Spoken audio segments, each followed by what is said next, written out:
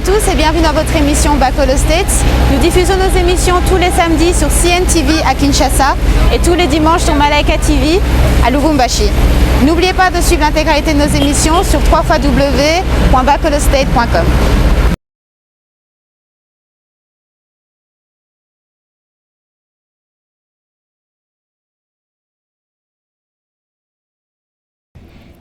Et c'est pourquoi j'ai pris le temps nécessaire, mais en même temps, je vais me concentrer sur les priorités pour faire le bilan de cette semaine. Bien sûr, je vais vous parler d'abord de la Sierra Gabon, sur la République démocratique du Congo, sur la situation de Burundi. Donc l'Afrique, évidemment, au cœur de la diplomatie française. Et la Colombie aussi.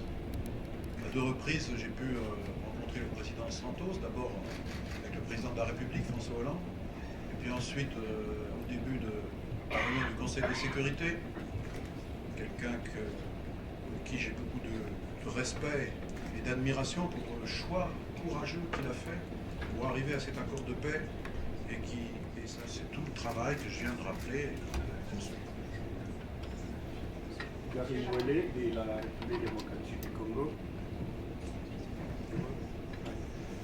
Gary Ouellet de la République démocratique du Congo, je suis là. Oui, oui. Monsieur le ministre, vous avez tout à l'heure évoqué le cas de la RDC. Le président François Hollande, il y a 2 jours, a ici condamné l'attitude du gouvernement congolais qui a réprimé avec une violence inouïe les manifestations de l'opposition, et la réaction du gouvernement congolais ne s'est pas fait attendre. Est-ce que vous avez, notamment ils ont condamné ces déclarations, est-ce qu'il y a une réaction de votre part? Qui a condamné ces déclarations? Le ministre, le gouvernement congolais, notamment par le biais de son ministre de l'information, qui a avec quel argument?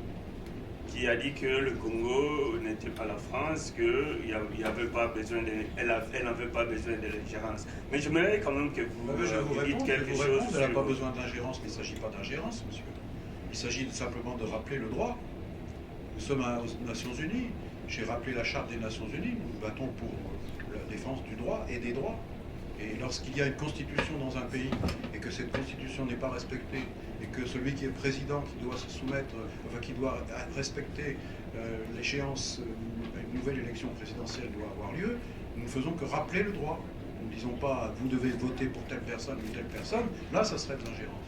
Nous n'avons pas à choisir à la place du peuple de la République démocratique du Congo, mais nous sommes dans notre responsabilité que nous disons vous avez une constitution, vous ne la respectez pas. Et si vous ne respectez pas cette constitution, c'est une atteinte au droit démocratique de tout le peuple congolais et de la République démocratique du Congo dans sa diversité. Merci.